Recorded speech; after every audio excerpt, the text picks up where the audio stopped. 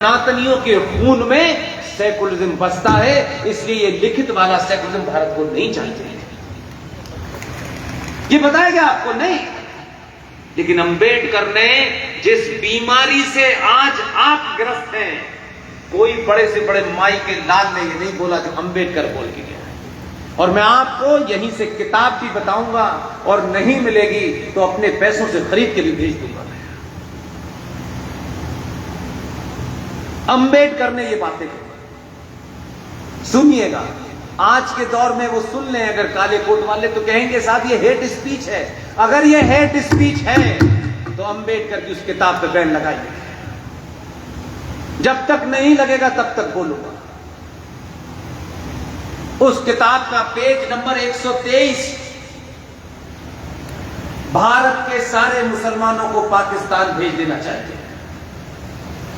जब तक एक भी मुसलमान भारत में है, ये पार्टीशन अधूरा है। मुसलमान भारत में रहेंगे तो यहां कभी सांप्रदायिक शांति नहीं हो सकती। पेज नंबर 125, मुसलमान भारत के खिलाफ जिहाद छेड़ सकते हैं। पेज नंबर 297, मुसलमान कभी भी हिंदुओं की सरकार स्वीकार नहीं करेंगे। पेज 303, मुसलमान शरिया के कानून को देश के कानून से ऊपर मानते हैं। पेज नंबर 294, बुर्के की वजह से मुसलमान यौन विकृति का शिकार हो जाते हैं। पेज नंबर 231, मुसलमान समाज सुधार के प्रबल विरोधी होते हैं। पेज नंबर 233, 234, मुसलमान देशभक्त नहीं हो सकते। पेज नंबर 332, अंबेडकर ने कहा, उनको तो कोई नहीं कह रहा ये मुस्लिम हेटर है। आप देख रहे हैं नीम का थाना ताजा समाचार। मत उठाओ, कह के चला गया। आप रोज देख रहे हैं, लेकिन आजकल तो आप डीएनए तलाश रहे हैं। आजकल तो आपकी समस्या हो गई कि भाईचारा कायम करना है। तो गांधी भी भाईचारा कायम कर रहे थे हिंदुओं की मौत पे, तो कमलेश तिवारी की हत्या पे और नुपुर शर्मा के धमकी पे, कृष्ण पवार की हत्या पे, सबकी हत्या पे हम किसी से दोस्ती नहीं चाहते हैं। जिनको चाहनी वो अपनी बहन बेटियों को देकर दोस्ती करें, हम नहीं कर सकते। कोई रास्ता बड़ा नहीं। और अंबेडकर की इस किताब का नाम है पाकिस्तान और पार्टीशन ऑफ इंडिया। इस किताब को पढ़ लीजिए, हिंदी और अंग्रेजी में है। वो लिख के चला गया, लेकिन इतिहास ने छुपा दिया, मिले ना। लेकिन मैंने वही कहा कि 2023 ऐसे ही नहीं आई है।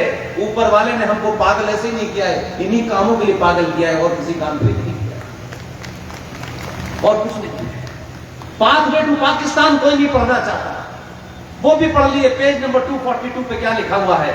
जो आदमी अलीगढ़ मुस्लिम विश्वविद्यालय में था, मुस्लिम लीग का प्रेसिडेंट था, बाद में पाकिस्तान के एक प्रांत का गवर्नर बना। ये भी दुनिया हिंदुस्तान में हमारे हिंदू स्वार्थी ठेकेदारों ने झूठ बोला कि भारत का विभाजन जिन्ना ने कराया। नो, कहीं नहीं है ये। जिस आदमी ने भारत विभाजन का पहला भाषण मेरठ में दिया, उसको तो आप जानते नहीं हैं। जिसने एक कॉलेज बनाया था जिसका नाम था मोहम्मदन एंग्लो इंडियन कॉलेज, जहां मैं पैदा हुआ हूं। 1920 में फिर वो विश्वविद्यालय बना जिसे आप अलीगढ़ मुस्लिम विश्वविद्यालय के नाम से जानते हैं। उस यूनिवर्सिटी के छात्र खलीकुज़्ज़मा की किताब है। किताब का नाम है पाथवे टू पाकिस्तान, और उस पाथवे टू पाकिस्तान के पेज नंबर 242 पे लिखते हैं कि अगर अलीगढ़ मुस्लिम विश्वविद्यालय न होता तो हमारे ख्वाबों का पाकिस्तान हमें न मिलता।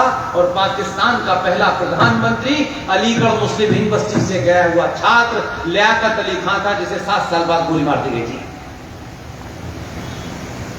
ये सर सैयद अहमद खान नाम का आदमी, जिसने एंग्लो मोहम्मदन कॉलेज की नींव रखी, ये उसके अल्फाज थे कि हिंदू और मुसलमान दो अलग अलग कौमें हैं, एक साथ नहीं रह सकती।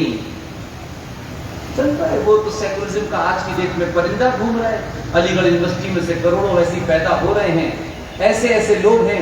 हमें शेर और शायरी का बहुत शौक है। हमने तो कैफी आजमी, क्या बात लिखी है सर।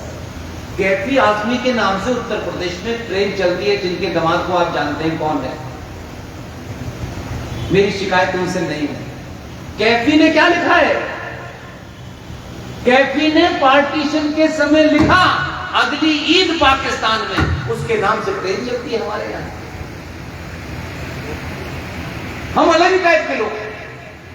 हम शत्रु पालते हैं, शत्रु हमें मारता है, फिर हम रोते हैं, फिर शत्रु पालते हैं, फिर शत्रु हमें मारता है।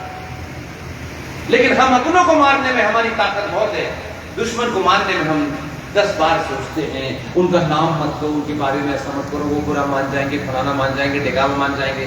मैंने इसलिए कहा कि सभ्यताओं का तुलनात्मक अध्ययन करें तो एकेडमिक करें, रिटोरिक न करें, नफरत पे न करें, सच्चाई पे करें।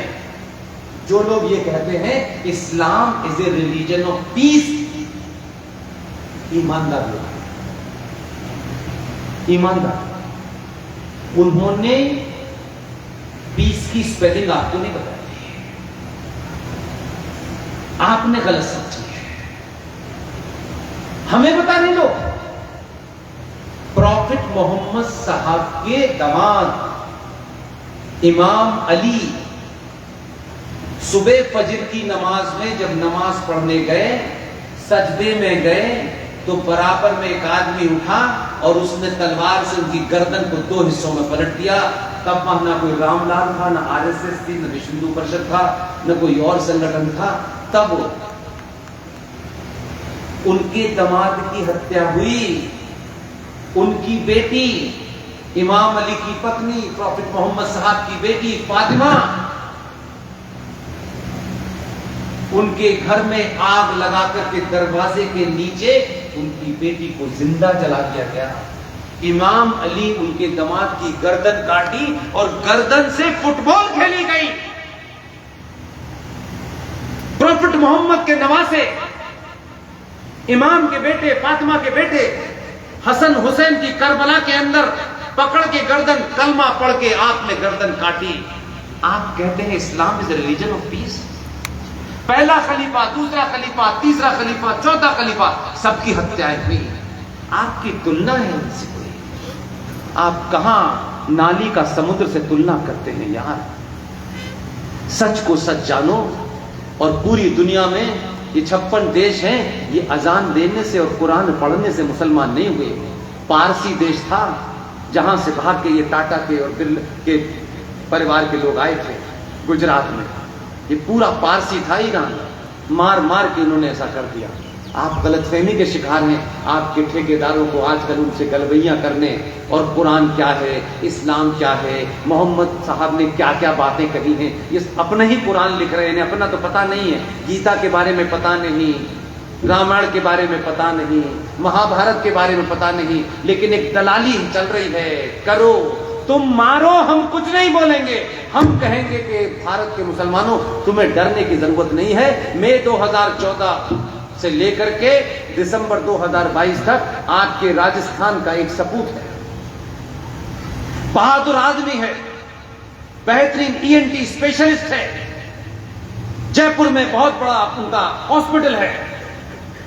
किसी पार्टी से उसका लेना देना नहीं है, इसलिए 7 स्टार के जीवन जीता है। उसने कभी ये नहीं कहा कि साहब मैं ये हूं। पाखंडी आदमी नहीं, जैसे हिंदूवादी बड़े पाखंडी होते हैं, अंदर करते कुछ है, बाहर करते कुछ है। उस 7 स्टार जीने वाले लाइफ के आदमी ने, जो राजस्थान के जयपुर का है, उस बहादुर को सलाम करना चाहिए। उसका नाम है डॉक्टर मेरे भाई। इतने बड़े काम करने के बावजूद भी उस आदमी ने जो मर्दों वाला काम किया है, हिजड़ों वाला नहीं किया। वो तो बहुत है हमारे समाज में।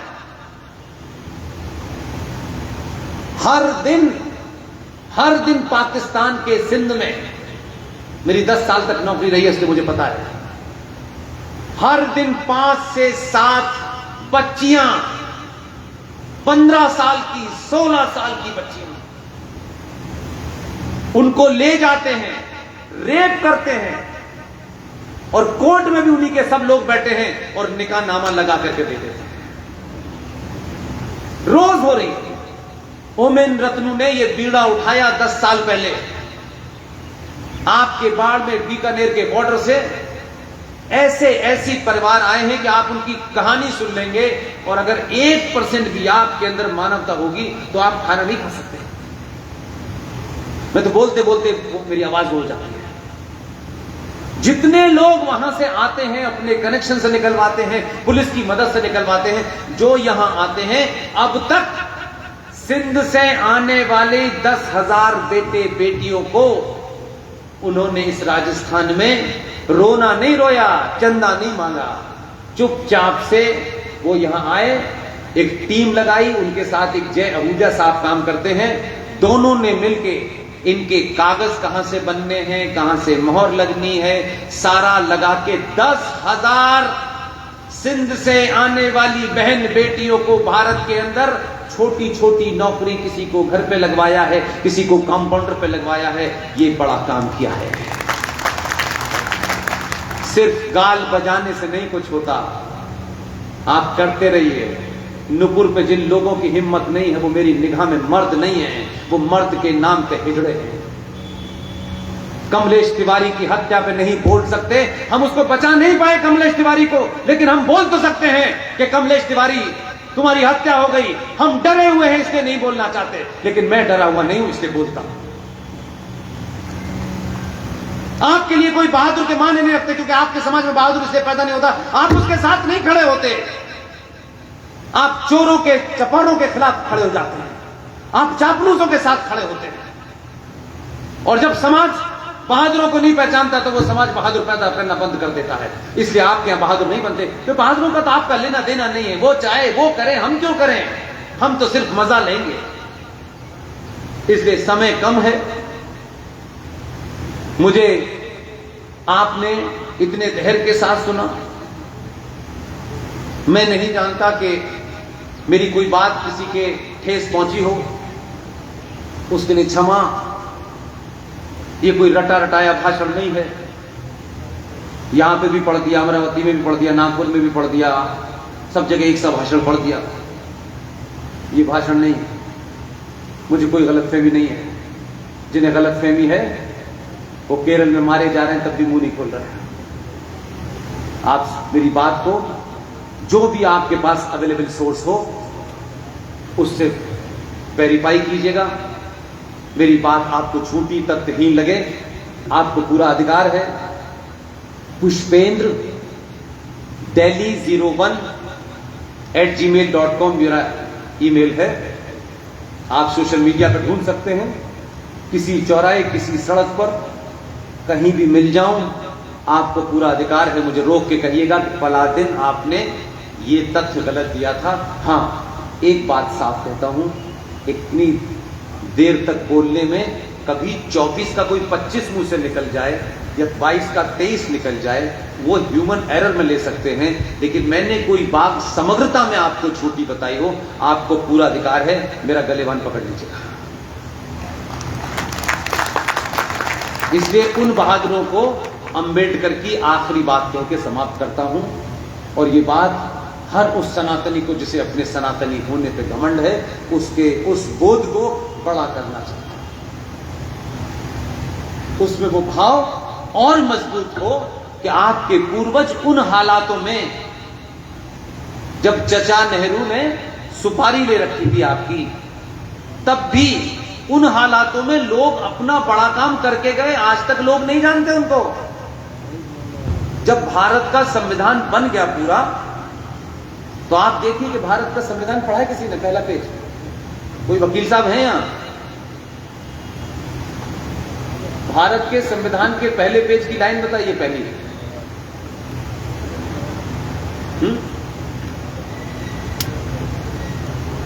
ये अफसोस की बात है। भारत के संविधान के पहले पेज पे पहली लाइन में लिखा हुआ है, इंडिया दैट इज भारत। आप कहेंगे कि मैं क्यों चिल्ला के कह रहा हूं? जिसके दिमाग में अपनी सभ्यता, अपनी संस्कृति, अपनी आस्थाओं और मान्यताओं के प्रति एक कमिटमेंट होता है, वो किसी भी स्थिति में दिन रात वही सोचता है कि इस परिस्थिति में मैं क्या काम कर सकता हूं। उस लाइन को दो लोगों ने पकड़ा, एक का नाम था डॉक्टर राजेंद्र प्रसाद और दूसरे का नाम था भीमराव अंबेडकर। और दोनों में यह मंत्रणा हुई कि भाई ये जो लिखा हुआ है इंडिया दैट इज भारत, क्योंकि भारत के संविधान को मूल रूप से अगर आप देखें तो ये गवर्नमेंट ऑफ इंडिया एक्ट 1935 की 99% फोटोकॉपी है। उन्होंने कहा इसमें इंडिया तो है, इसमें आईपीसी है, ये धारा वो धारा, और जो है पुलिस वाले बैठे हुए हैं, आप अपने बड़े ऑफिसर से पूछिएगा, जब पूछिएगा जब वो आपकी बात अच्छे मूड में हो, नहीं तो पता नहीं आप भी एक्शन न ले लें, उनसे पूछिएगा कि जिस पुलिस की वर्दी आपको पहनाई गई है, वो एसएसपी साहब जो आपको ज्ञान दे रहे हैं, उनसे पूछिएगा कि पुलिस 2023 में 1860 और 1861 के कानून से गवर्न हो रही है, इसमें इनका दोष नहीं है। आपको लगता है कि ये बेईमान है, नहीं, ऐसा नहीं है। इनके अफसरों को भी नहीं पता, होम मिनिस्टर इतने आगे चले गए उनको भी नहीं पता कि 1860 के कानून से ये देश की पुलिस आजाद भारत की आज भी गवर्न हो रही है, आज भी उसी कानून से चल रही है। तब बी.आर. अंबेडकर ने और डॉक्टर राजेंद्र प्रसाद ने कहा कि इस संविधान में इंडिया है, भारत नहीं है। तो किसी से ज्यादा चर्चा नहीं की उन्होंने, और दोनों ने प्लान किया कि क्या हम भारत को इस पूरे संविधान के अंदर जो फंडामेंटल राइट्स हैं, हमारी ड्यूटीज क्या हैं, भारत के स्टेट के सेंटर के क्या रिलेशन होने चाहिए थे, राजा को क्या करना चाहिए था, इन सब का अध्ययन किया, और जो हमारी हजारों हजारों साल पहले की जो पद्धति थी उसको दिमाग में रखा। अब क्योंकि संविधान लिखा जा चुका था, 7 सितंबर को लिखना शुरू हो गया था संविधान, तो उन्होंने खटखट एक बात सोची और कहा कि हम क्या अनादिकाल से जो भारत की सभ्यता थी उनको चित्रों के माध्यम से अगर हम संविधान में डाल देंगे तो आने वाली पीढ़ियां उन चित्रों को माध्यम से समझ सकती हैं कि ये जो भारत है, इस भारत की पहले क्या गवर्न करने की, चलाने की सरकार की क्या पद्धति थी। तो इस पे दोनों में सहमति बनी और दोनों ने आनंद फानन के अंदर ये तैयार किया। और बंगाल के शांति निकेतन नाम की एक जगह है, वहां एक बहुत बड़े आर्टिस्ट थे जिनका नाम है नंदलाल घोष, और मध्य प्रदेश के एक जगह है जबलपुर, मैं शायद अगले महीने जाऊंगा, वो उस वहां के रहने वाले थे, उनका नाम था राम मनोहर बेहोर सिन्हा, और वो भी उनकी टीम में शामिल हुए। और अभी 2007 में उनकी डेथ हुई है। उनके बेटे हैं, उनसे मिलूंगा जाकर के, 2-3 बार मिल चुका हूं, इस बार कुछ चीजें उनके साथ रिकॉर्ड करनी है, वो भी उनकी टीम में थे। अब आप सोचिए कि ये आपको पता होता तो कुछ विवाद नहीं होता। उन्होंने, दोनों ने सोची और आनंद फानन में किया ये काम। इसलिए मैंने कहा कि अगर आपका एजेंडा बड़ा है तो फिर वो नहीं आया था कि आज स्टेनो नहीं आया था कि मुझे अभी अपॉइंटमेंट लेटर नहीं मिला है, उन्होंने कर दिया। और मालूम है क्या किया? ये बदकिस्मती है इस देश की कि ओरिजिनल संविधान जिसकी कॉपी रेप्लिका मेरे पास है, उसमें सब में है, लेकिन कोई ताकतें थी ऐसी उस वक्त तो मान ली साइन हो गए, ओरिजिनल संविधान की कॉपी में वो 22 चित्र मौजूद हैं, लेकिन उसके बाद के जब संविधान छपे तो चित्र गायब हो गए। मेरी ये मुहिम इसलिए राजस्थान में आके बढ़ जाती है कि राजस्थान का उससे विशेष संबंध है। भारत में जहां पहले पन्ने तो संविधान पे लिखा है इंडिया दैट इज भारत, उसके ऊपर जो आजकल लोग कह रहे हैं ना, हमें हर मस्जिद में शिवलिंग क्यों ढूंढना है, उसी नंदी की तस्वीर पहले पन्ने पे बनी हुई है।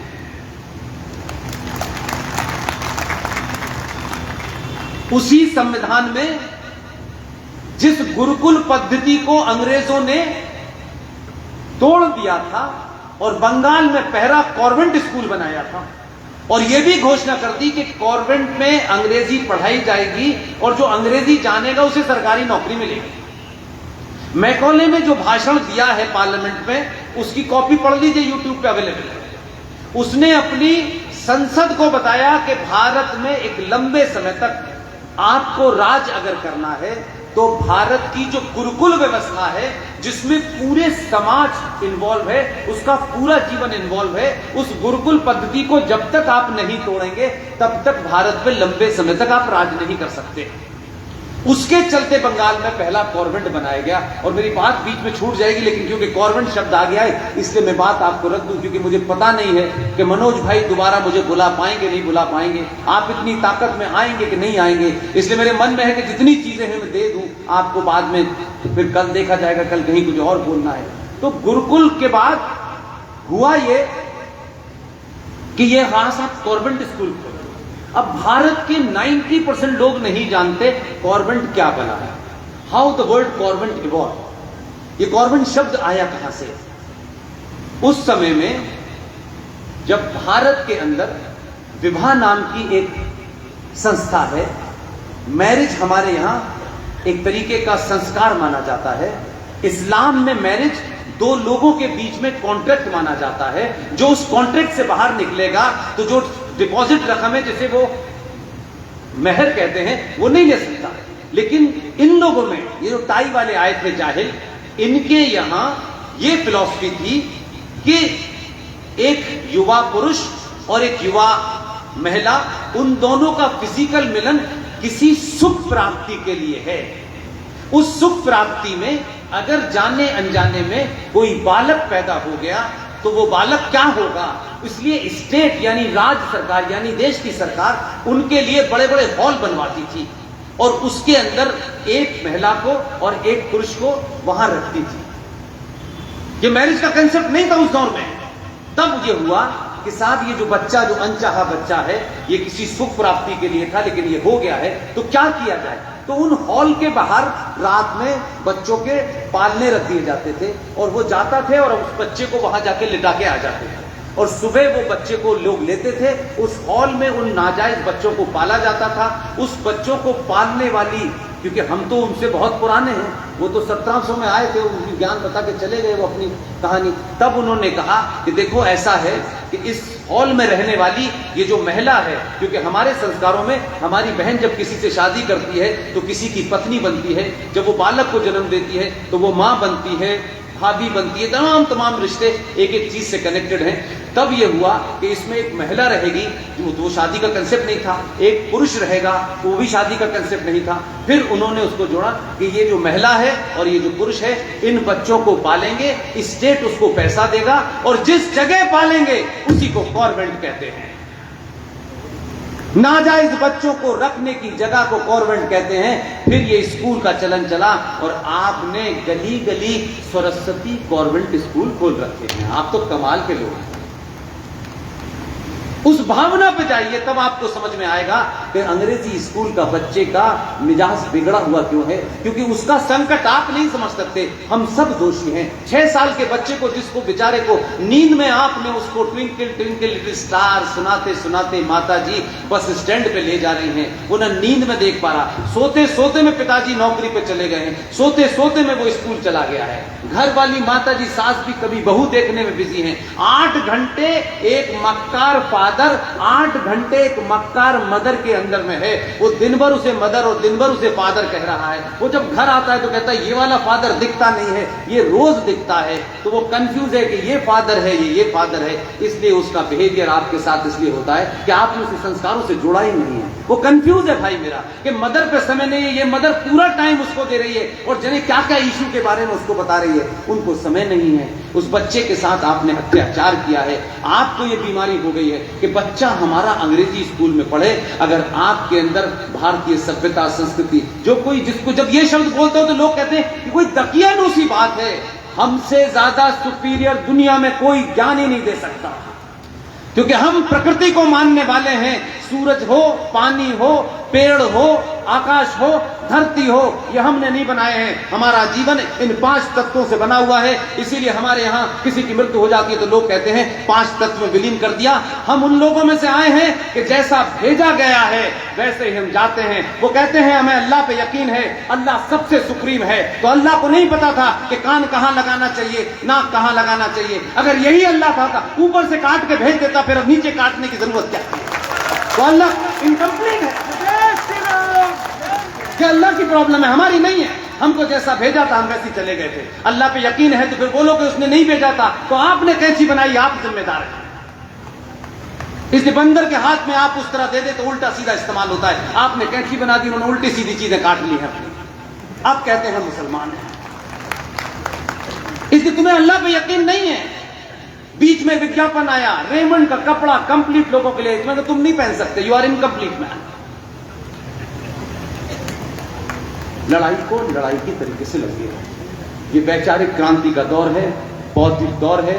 हथियार जब आप उठाएं तो पहले ये सोचें कि कुत्ते को मारने के लिए अगर आप डंडा उठाने में डरते हैं तो दुनिया में पहले यहां से बात होती है, पहले तर्कों से बात होती है, लॉजिक से बात होती है, उस पे बात करें तब बात की बात आएगी। आप डंडा उठा भी लेंगे, बंदूक आपको मिल भी जाएगी लाइसेंस की, तो भाई साहब वो भौं करेगा और आप छोड़ के भाग जाओगे, क्योंकि आप यहां से डरे हुए हो, यहां से कुंठा है, यहां से एहसास से कमतरी है, यहां से इंफिनिटी कॉम्प्लेक्स है। आप अपने पूर्वजों को जानिए और कोशिश कीजिए कि हर दौर में यह हुआ है। आचार्य चाणक्य को जिसने देखा हो, जिसने वो सीरियल देखा हो, आचार्य चाणक्य ने जो जो बातें कही वो आज के भारत के सामने हो रही हैं। लेकिन हमने अपने बच्चों को आचार्य चाणक्य की शिक्षा नहीं दी। हमने कहा चाटुकार बनो, बड़ी नौकरी पाओ, बाबू बने रहो, नौकरी 3 घंटे करो, 8 घंटे की तनख्वाह लो, ऊपर की कमाई करो, 5 मकान बन जाएं, 4 मकान बन जाएं, बेटी को ये दहेज, बेटी को वो दहेज दे दें। बेटी को दहेज देने से बेटी जिंदा नहीं रहेगी। बेटी को सच बात बताइए, बेटी हमेशा जिंदा रहेगी। इसलिए अपने अंदर के उस जो बीमारी है उसको मारिए। आपको कोई नहीं मार सकता। आप वो लोग हैं यहां से छोड़ के वहां, वहां से छोड़ के वहां, कुछ अमेरिका भाग रहे हैं, कुछ कहीं भाग रहे हैं। आपने विकास की एक नई परिभाषा समझ ली है कि जितना ज्यादा बेटे को पैसा मिलेगा उतनी विकास होगा। नहीं, पैसे से विकास हो रहा होता तो फिर ये नहीं होता पूरी दुनिया में नंगी कौमें घूम रही हैं। तभी भी आज भी आपका अगर एक सन्यासी ईमानदारी से खड़ा हो जाता है तो दिल्ली में, तो लखनऊ के अंदर लोग कांपने लगते हैं। सन्यासी होने का मतलब नहीं है कि ढोंग करो, दुनिया के कुकर्म करो, गेरुआ पहन के घूम रहे हो। गेरुआ वो भी पहन के घूम रहा है, अच्छा कप कपा रहा है। आपको उसकी जाति क्या है नहीं जाती है, मुझे इसमें इंटरेस्ट नहीं है। वक्त की मांग है, ऐसे ही पागलों को चुनिए जो आधी आस्तीन का कुर्ता पहने और पूरी आस्तीन वाले का पजामा टाइट करते हैं। अगर आज आप इस गलतफहमी में हैं कि जब तक हमारा नहीं आएगा तब तक आप रहने वाले नहीं हैं। कश्मीर से इसी तरीके से 5.5 लाख, मेरी आंखों के सामने की कहानी है। इसलिए 1988 में मेरा कैरियर शुरू हुआ है, इसलिए मुझसे कुछ पूछिएगा, मैं बड़ी लंबी कहानी बता सकता हूं। 88 में मैंने कैरियर शुरू किया, 90 में मैंने अपनी आंखों में देखा, अपनी आंखों से देखा। कोई दुनिया का माई का लाल ह्यूमन राइट वाला नहीं आया। आपके 5 लाख लोगों को अपनी जगह छोड़नी पड़ी, 2,500 लोगों को, बहन बेटियों के रेप हुआ, मर्डर हुआ। ऐसी ऐसी विभत्स कहानियां हैं कि फिल्में एक नहीं 1000 बन जाती। आपके सोने की प्रकाष्ठा यह है कि आपको फ्रांस में कौन सा कपड़ा आया है, कौन सा लहंगा आया है, कौन सी टाई आई है, ये पता है। लेकिन कश्मीर में आपका सगा सनातनी भाई मारा गया 1990 में, उसके लिए आपको फिल्म बना के दिखाना पड़ा। यह हमारे सोने की पराकाष्ठा है। मनोबल बढ़ाइए। आप सब लोग चाणक्य की औलादे हैं, चाटुकारों की नहीं है। अपने बोध करिए, अपने अंदर खोई हुई शक्ति है उसे जगाइए। दुनिया आप